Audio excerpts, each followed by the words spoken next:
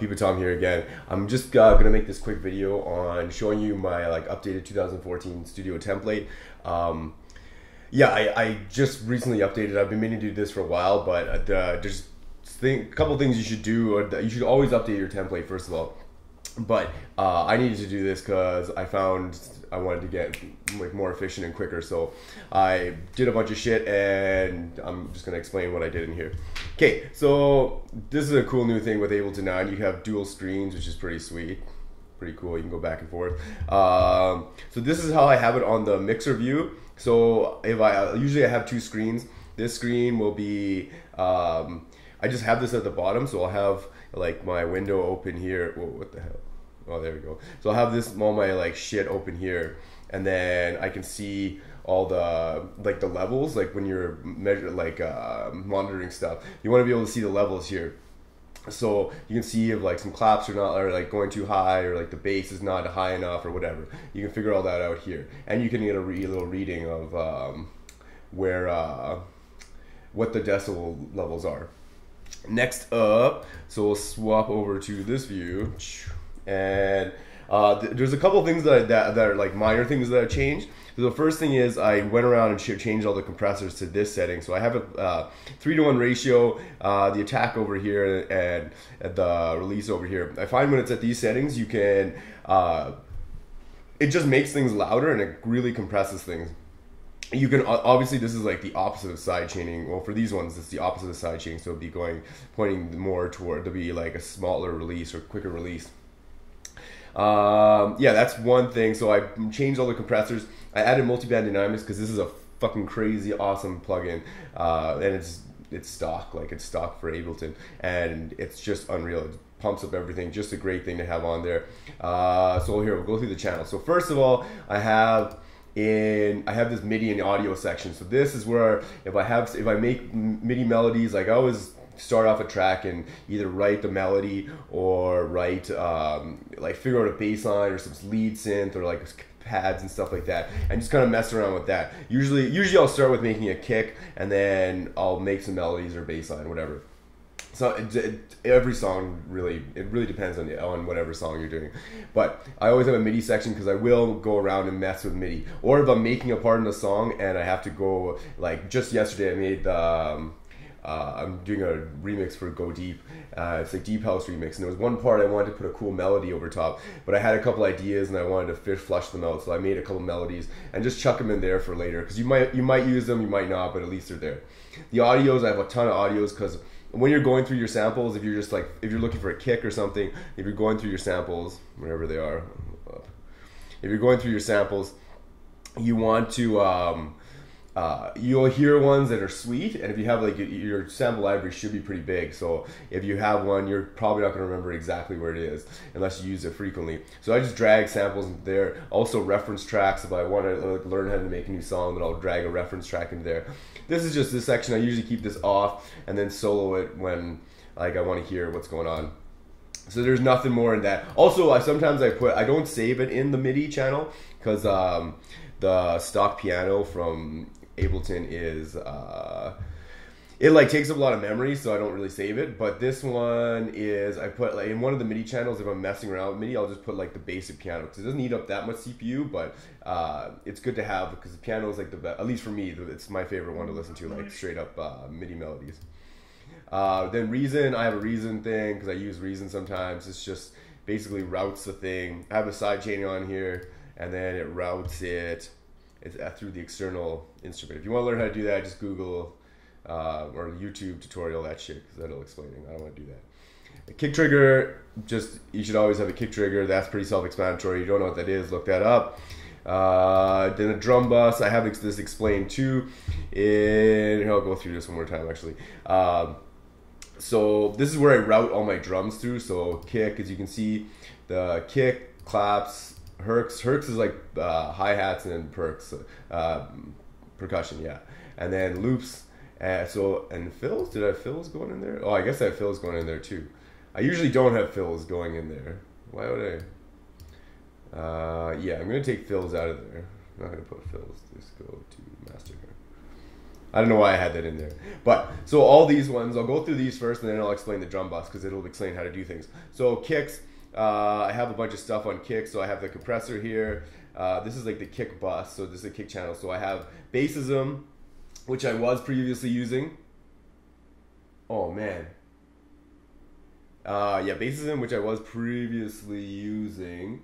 And, fuck, I just realized this thing isn't recording. Bassism, which bassism, which I used to use and I still kind of use sometimes depending on the low kick. And I have an EQ, compressor, fab filter. So I have EQ, then a compressor, then another EQ. This is just the way I do it. I like to EQ some shit, then I like to compress it, and then sometimes I use this for further EQ. Always have a spectrum on your shit. What I've been using lately is this Nicky Romeo's kick. It's fucking sweet. I learned pretty quickly how to use it, and it's pretty awesome. Next thing is this same thing, EQ. All the same. They all have the same, except for this one, high, mid, and low. With this new kick EQ, I don't really use the low, but it's good to have here. If you want to use samples, just put the sample in here. And I cranked it down so it's not super loud because Ableton for some reason cranks shit up super loud, and all the same shit on here. Then for the kick bus, I have EQ, same shit, all the same shit. Multiband compressor, just because I wanted like just see if this is needed, because sometimes like a mid-range punch is like needed, and this does it really well. Sonic maximizer, the B's and E's of making your kick sound fucking tits, and fab filter. Claps, I have a similar thing. I used to have a MIDI channel. Now I just put them all in audio because I like when I drag a clap in, I like being able to see the actual waveform and like where it's positioning. Because when you have like 3 or 4 different claps in like different tracks, then you don't. And the MIDI one MIDI one's like the starts here and the other one here. You forget which one's where. So I just like being able to see the whole thing. That's why I do it. So I just have normal, just barely anything on here. And actually I'll do this right now. You should probably roll off the lows in this shit. Because you don't want any low material clashing with your kicks. Sweet. Save that shit. What else do I got here? Then Hercs, same thing. These are all drums. Drums all have basically the same shit. So these all loops. I have a bunch of loop thing. I don't know why there's a PSB. Oh, PSB vintage warmer that I have on the loop thing. Multiband compression. These are all just compressors and shit. You should know what these are. I'm not going to explain that shit. So these, and then, all these ones go to drum bus, where in the drum bus I have a final EQ. So I want to do some further EQing. I can do that here. Then compressing, I have it there, multiband compressor. Also, this is the EQ I like. I made, like, I didn't make this, but this is the setup I have. So it has like the super cutoff, the regular cutoff, and then just a bunch of whatever that's called. I forget what it's called. And then so there's one that has like, you can increase just the highs and lows, and then there's one that the middle ones are for like spot EQing. Then Sonic maximizer, I always put on drum bus. It pumps everything up. Usually sausage fattener I won't use because it's just too much. And then final EQing, and then maybe a PSP vintage warmer if I need it, and then a limiter. I usually turn off the limiter because I don't really need it, because your level should always be. So I have all the levels down to -5, and then in the master one it goes down to -5. So that should be, it'll give you some breathing room. What else do I have? Fills. This is like drum fills and build up fills. Same kind of shit. Build, same kind of shit. This is for like risers and stuff like that. That's what I just use that for risers. Vocals. So for the vocal section, I have a reverse reverb section. So reverse reverb, if you don't know what that is, it just like blends in the vocals more. It's really sweet. You should learn how to use it. Google it. I think Ryan Ensid has a good tutorial on how to do it. It just reverses the vocals and then it like blends them in together. So I have a channel for that. I have a channel for MIDI just in case I need that. I've never used that, but I have one anyways. Then 3 audio channels, and I have a simple delay and a reverb, just like a plug-in on there, because vocals always use simple delay and reverb. They just sound much better with them on. It's just from my experience, and then I fuck with it. So I have compressor, or EQ, compressor, and fab filter. Pretty simple. Yeah, breakdown section. So in each of them, I have 2 MIDI tracks, 2 audio tracks. I'll duplicate them as needed. Video breakdown. This is the master thing. This is the chain that I use. Multiband compressor. If you need to put that shit on.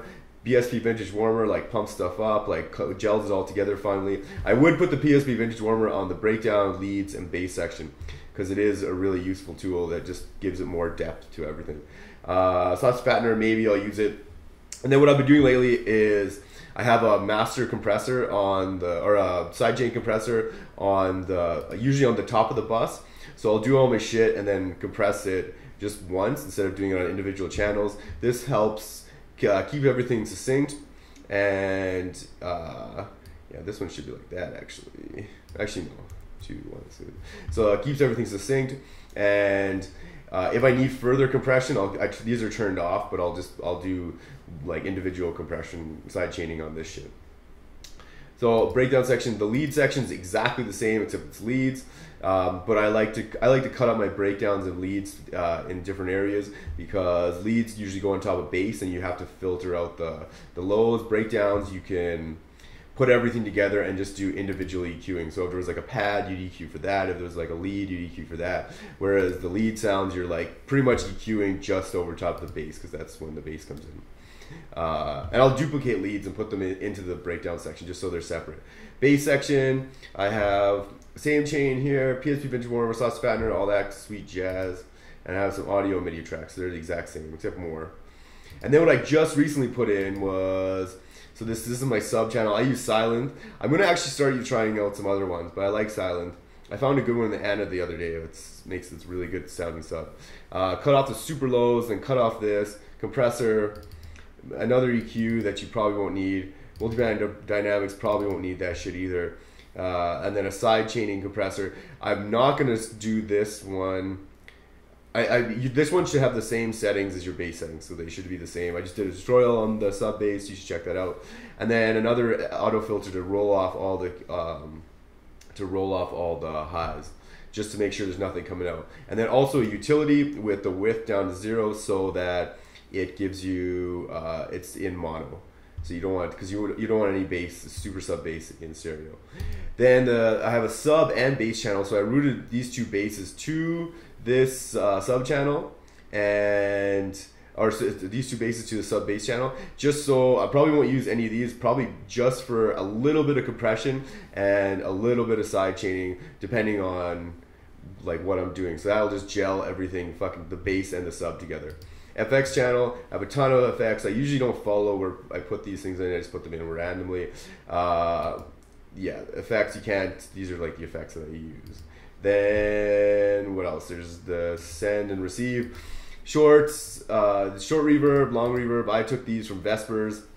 Honestly, I never use this shit, I always put it in the channel. I probably should start using it, but I need to go in someday and figure out my own shit for here, because I don't mind these ones, but they're not the way I'd ideally use it in all my songs. So it has delay, long, short. I think Vespers makes you pay for these. I don't give a shit. I bought them. You can have it. Vespers. This Exciter is pretty good. It just brings up all the highs. And then I have a Sausage Fattener channel just because in here when you want to increase the sausage fattener in a bass, sometimes it kills the lows, so you want to make it go, so you want us to do it in like parallel to this as opposed to like on top of it in series. And then on my master, this is my mastering chain. I just have a compressor. I cut off the super lows and the super highs. PSP vintage warmer, and then sausage fattener limiter. I have a utility here to just check it in mono. You should always check your shit in mono. Lately my shit's been getting super tight in mono, so I know I'm making some progress, which is super sweet. And a spectrum. That's basically it. And I have it like this so I can see all the stuff. It looks all neat. Everything's all color coded and shit. I think it looks dope. Yeah, that's my studio template. Motherfucker, go download that shit, and yeah, comment, share, tell everybody about me and all my stuff. Peace.